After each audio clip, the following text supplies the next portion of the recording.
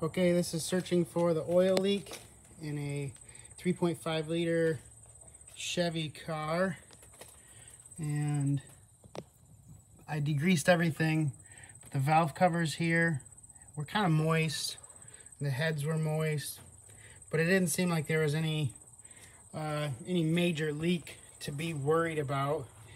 But I degreased all around there, the entire engine bay as much as I could, underneath as well.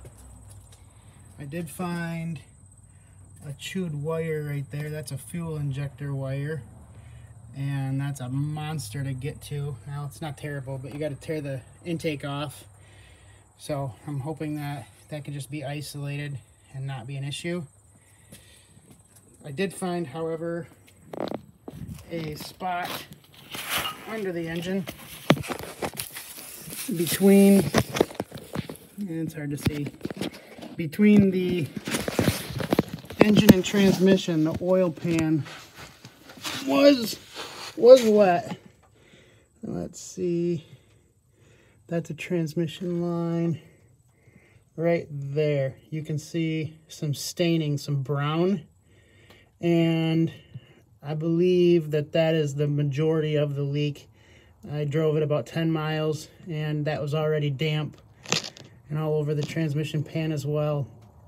And that tells me that it's going to be a engine rear main seal. Everything above the block is good and dry, but the oil pan itself is wet, and typically the rear main between the engine and transmission is a suspect leak point eventually on pretty much everything. Thanks for watching and have a great day. I did come up with an idea for that wire. I got some brush-on electrical tape, and that's just a liquid material, and